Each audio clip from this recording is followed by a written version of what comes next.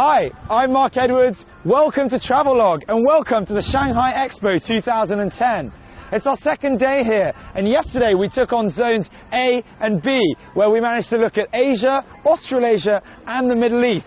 Today, still going to be action-packed. We're going to head to Europe, we're going to see North, South America and even Africa. Hopefully we'll also be able to give you some tips about some of the things that we've worked out over the last day or so. So, let's meet the queues.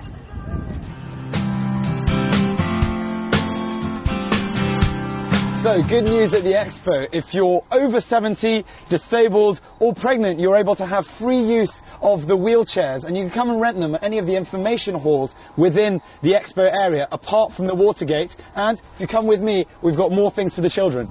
And another good thing is that for all you tired parents out there, there's free use of these rather funky coloured prams for all children aged under the age of 3. So you've tried out Asia, Australasia and the Middle East. Now it's time to hit up Zone C. Here we land the countries of Europe, North and South America and Africa. This sprawling plot has the most number of countries represented, and it lies in the east of the Expo area. So, a few tips I've picked up in my time at the Expo. First things first, make sure you pick up a free map. That is so important because the area is so vast you don't want to get lost. Secondly, make sure you decide exactly which pavilions you want to see, because there are A, so many, and B, you don't want to be looking around and wasting time. And most importantly, the third thing, come early, because the queues get massive. And you know what? 20 minutes to go, not too bad right now. You don't want to be spending a beautiful day like today for 3 hours queuing.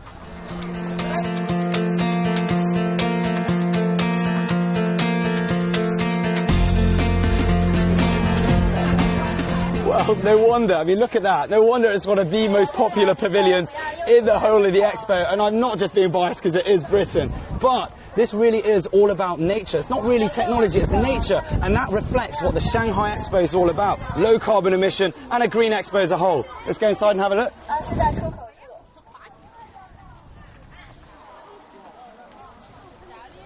Nothing else in the entire Expo looks anything like it.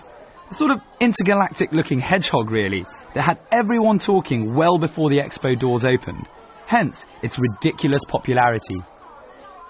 So it might have looked impressive on the outside, and it doesn't disappoint when you come inside. There are 60,000 of these acrylic rods, which I'm told light up in the evening. And inside here, you can find little seeds, of which there are 6,000 different seeds.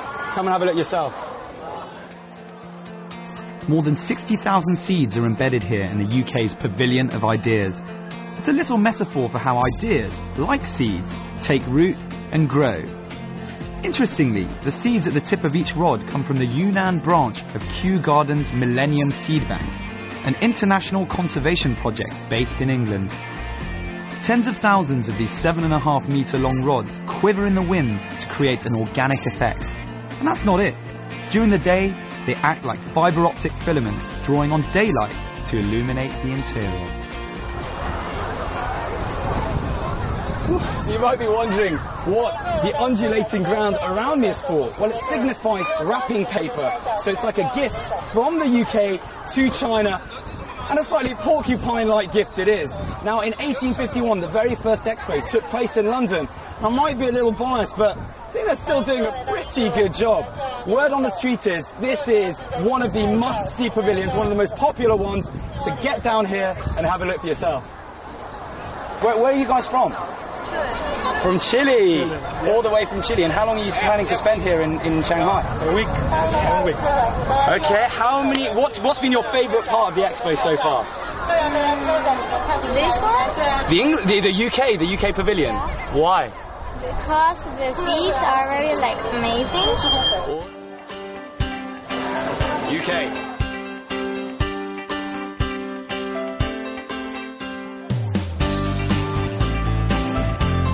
At the Expo, you'll find the France Pavilion to the east of the UK. Only here, you won't have to cross the channel, as it's located just a 2-minute walk over Tanzijing Road.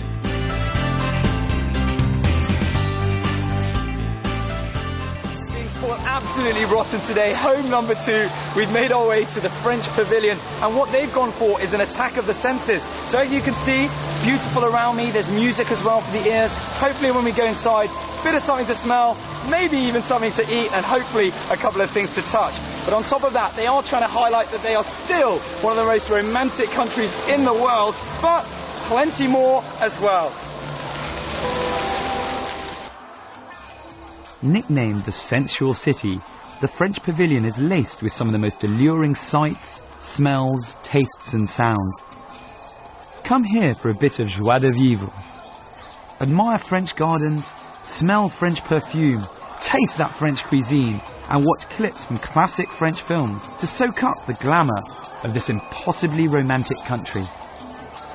The French pavilion doesn't fail to surprise. It's a visual treat where we've got the Musée d'Orsay, the famous Musée d'Orsay in Paris, has handed over the sculpture that you can see behind, sort of, and 6 paintings all down here. An absolute feast for the eyes.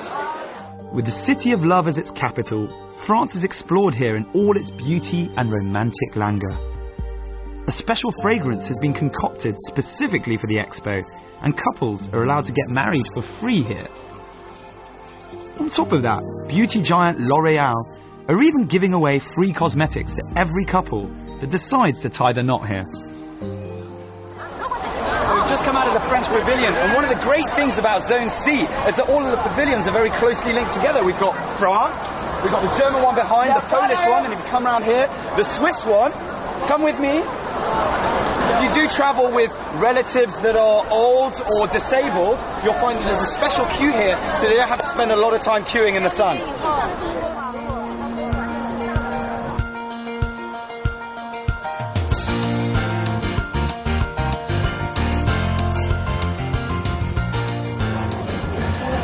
So for many people, coming to the Swiss pavilion might be about taking their cable car, but on the way in you get to learn a bit about their culture. In this particular room we've got 6 languages spoken here, which in a way reflects the languages that are spoken in Switzerland.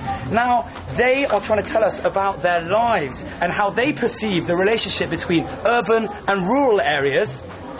Let's hear what this lady's got to say. Sono ticinese, in Svizzera parliamo 4 lingue. I come from Ticino, the part of Switzerland where Italian is spoken. Known for its sweeping Swiss Alps, it's home to over 7 million people living in a multicultural land of German, French, Italian and other tongues. This juxtaposition of languages is one of the main themes in the Swiss pavilion, as well as the pristine landscapes which can purify you head to toe. However, the magnet is this cable car which takes you up to the roof and opens up a panorama of classic scenery as well as the zone as a whole. So finally the bit we've all been waiting for, the highlight of the Swiss pavilion. It's their cable car. We've queued for a long time. Takes 4 minutes to go round, but I'm sure it's going to be worth it. Urban on the outside, rural on the inside. Very exciting.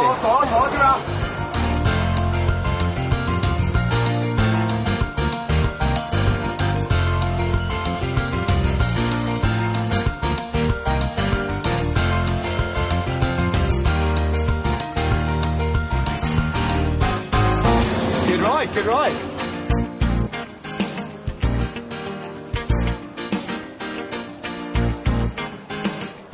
All that fresh air will probably make you hungry, so head over to the Belgium and European Union Pavilion.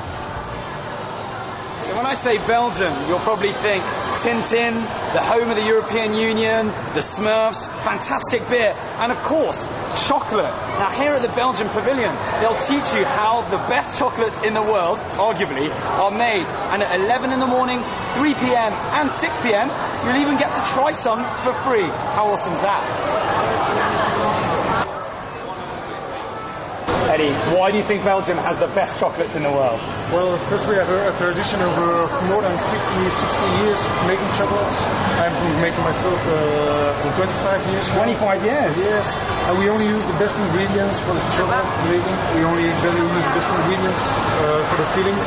There are special fillings like the cream, the buttercream, the pralines, the ganache. We make it's the best and stuff. That is the best. Yeah, we use only fresh things, and that's why we have the best chocolates. Does everyone in Belgium like chocolate? Do you still eat chocolates? I mean, I saw every day. I eat every day. I eat chocolates, and most of the people in Belgium really love chocolates. very big exception if you don't like chocolate. It's not a real Belgian, I think. Can we try some? Yes. So Camille will let you try one. Thank you. And cheers. Oh, good. Come to Belgium, or come to the Belgian Pavilion if you can't make it to Belgium. Great chocolates, great chocolates. See you there.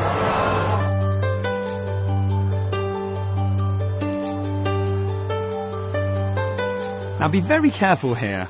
It's a woman's dream, and often that means her man's nightmare. Come for the chocolates and stay to learn how to make them.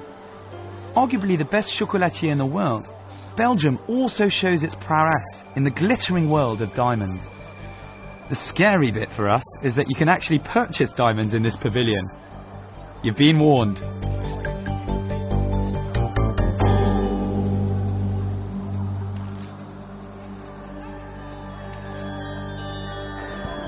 Benvenuti in Italia! Welcome to Italy! For many, the home of fashion, opera and fast cars. And you know what? If you make your way down to the Italian Pavilion here in Shanghai, you'll get all of that and much more. We've got designs by Prada, Versace, Dolce & Gabbana. There's a booze cruise in the background where you can have a look at the Chianti. As you can see, opera hanging on, and there's even, for you culture vultures, a huge copula behind. It really is something for everyone. Don't cry too much at the fact that you won't be able to afford most of these things for years to come. Just enjoy the ride around.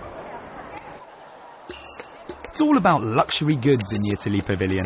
So it's out of the frying pan and into the fire of luxury cars, high fashion and culture here, which represents the life of an Italian city. They say the way to a man's heart is via his stomach, and in my case that's certainly true. Now at the Expo, each of the pavilions, or certainly the majority of the pavilions, all have their own restaurants or kiosks, and you can try out some of the local specialties, all using homegrown products. There's even time to take in Italy's most famous export, pasta. And a smidgen of booze as well. Bit of everything for everyone. Staying in Europe, make your way over to Spain.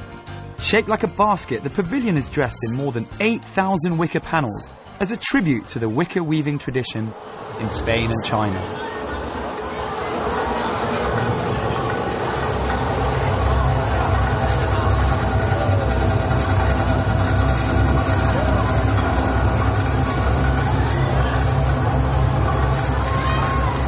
So here in the Spanish Pavilion we have 3 main halls, all of which were designed by individual filmmakers. And so we've got a show about to start behind it, 7 minutes long, and we're going to see some dancing.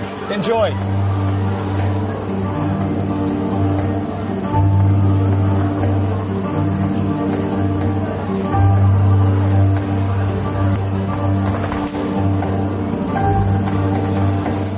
Spanish filmmakers, each representing a different decade, have created the displays here, based on the theme from the city of our parents to the city of our children. And you can turn up the heat with some authentic Spanish flamenco dancing here. Well worth the wait. Vibrant, colourful and sexy, who wouldn't mind a taste of Spanish life?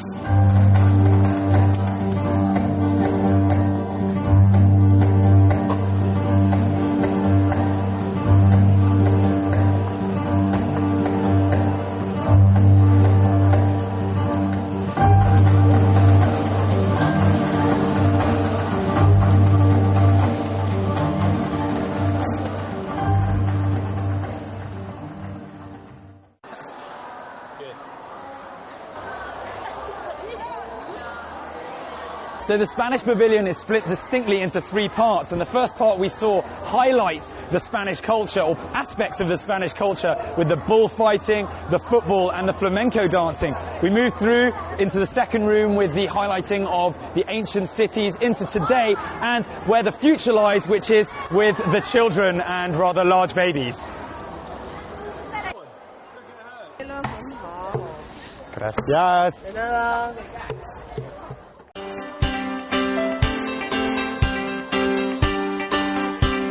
On the most southwestern tip of the Expo area, you'll find North and South America.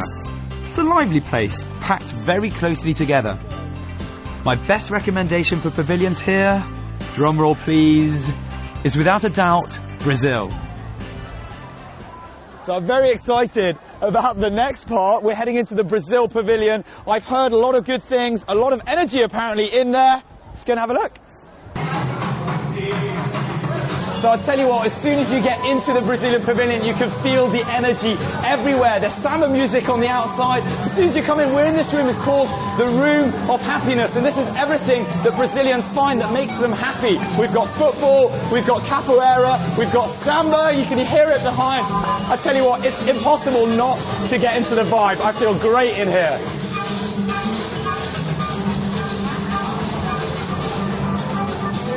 I'm here with the man at the Brazilian Pavilion. It's Pedro, who is head of the pavilion, and on top of that, he was part of the Ministry of Tourism. Could we find a more perfect fit? Hi Pedro, how are you doing? I'm great. Welcome. Thank you very much. Thank you very much. Tell me about the Brazilian Pavilion. Brazilian Pavilion is about energy. We are now at the very heart of the Brazil Pavilion, and this is the most beautiful image you can have. Brazilians in different places in Brazil having lunch together. Have a look at it and feel the music inside your heart. It makes you feel like you want to kind of move a bit. Yeah, that's like the Brazilian rhythm. Okay, that's samba. What's great about Brazil? Tell me, what do you love about Brazil? Our joy, our happiness, and our regional fest, our carnival, our samba. That's samba. That's samba. What about my arms? What do I do with my arms? You can do whatever you want. That's Brazil. You're free.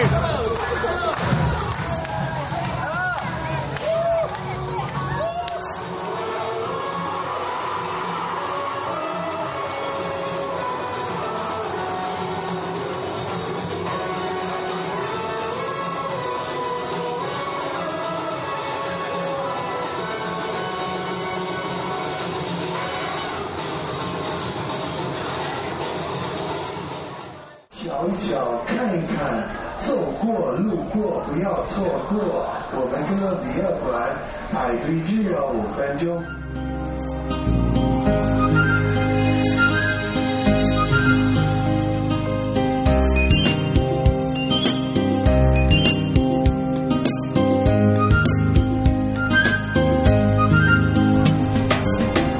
You'll find it to the west of the Italy Pavilion, here on the northwestern tip of Zone C. Open your eyes to the cultures you may have never come across. Lots to learn, short queues, definitely worth it.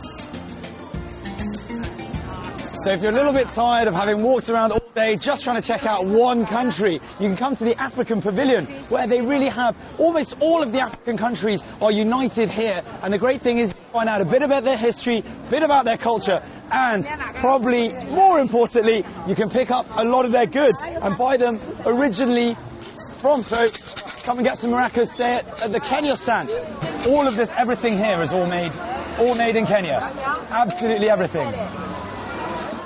If anything, it's a chance to buy some authentic souvenirs from all these different African countries, or try out some of their food and drink. If you're lucky enough, you can even have a bongo class.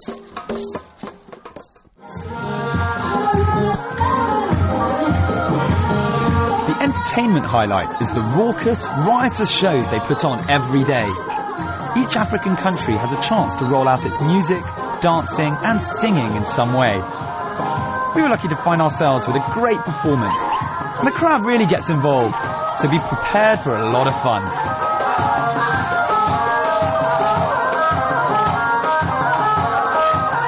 It's day 3 of our time here at the Expo, and we've come over to Puxi, where we find zones D and E. Now, a bit of information for you. There are 13 gates, or 13 entrances at the Expo, 5 of which you'll find in Pudong, 3 of which you'll find here in Puxi, 4 down by the water, so they're water entrances, and 1 by the subway, which I think makes 13 overall. Now, the most important thing is planning. If you plan well, you'll lose time in the queue, and that's what you want. So whichever pavilion you want to go to, choose the right entrance. So for many, Pudong is the central area in the Expo, but there's still plenty to see here in Puxi. And one of the main attractions in Zone E is a showcase by cities from all over China and all over the world, where they highlight their innovations to do with urban living, and also get a chance to share their ideas on how to tackle the difficulties of urban life.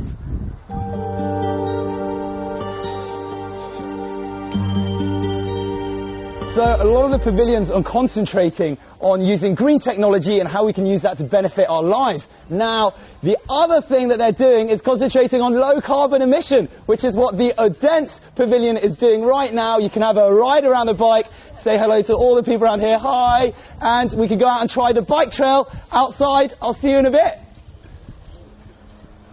Do make sure you pick up your bike in Odense and take it onto the trail that's been laid out outside the pavilion. It's totally free and a good chance to get some exercise as well as those all-important stamps. That's a fantastic stamp. Look at that. Time to head on to Zone D, where 11 corporations have set up shop. There's a healthy mix of corporations from China and the rest of the world. Located just west of Zone E and hugging the Huangpu River, there's even an elevated walk nearby to enjoy some people and pavilion watching. So, over the last couple of days, we've been able to see how countries and cities are going about reducing their carbon emission. Now we're seeing how corporations in zones D and D do exactly the same. I'm going to give you a clue as to where we're going next. I'm told the atmosphere is electric, and some of the images might be a little shocking. It's a terrible pun, but we're heading into the home of electricity in China. It's the State Grid Pavilion. The State Grid is China's main electricity supplier, and here they don't miss a chance to grab your attention with their rather aptly named Innovation Ignites Dreams. With the Magic Box as its main attraction, it's great for people of all ages. Showing us the many uses of electricity, it's certainly a dazzling way to finish your day. So we've made our way into the Magic Box at the National State Grid Pavilion. Very exciting. I don't really know what's going on, but it's going to show us all of the uses of electricity and all the lighting. Enjoy.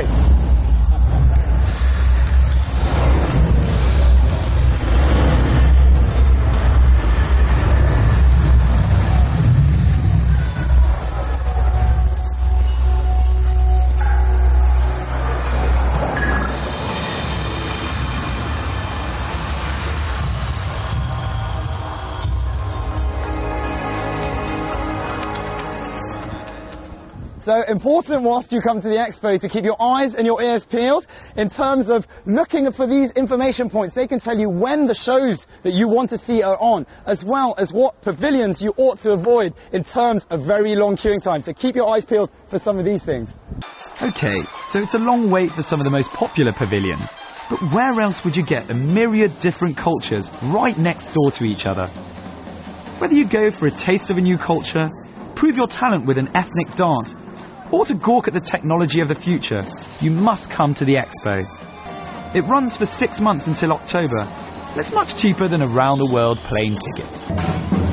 So, that's it. That's the end of our 3-day adventure here at the Shanghai World Expo 2010. I hope we managed to give you a good insight into everything that goes on here. It's a fantastic event.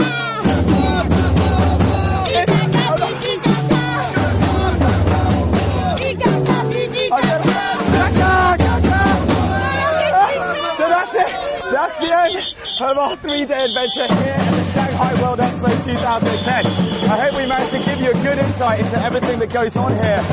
It's a fantastic event where you get to meet people from all different cultures and really just enjoy all sorts of different things. But above all, it's just a great party. Hopefully I'll see you down here. I'm Mark Edwards, and I'll catch you very soon on another episode of Travelogue.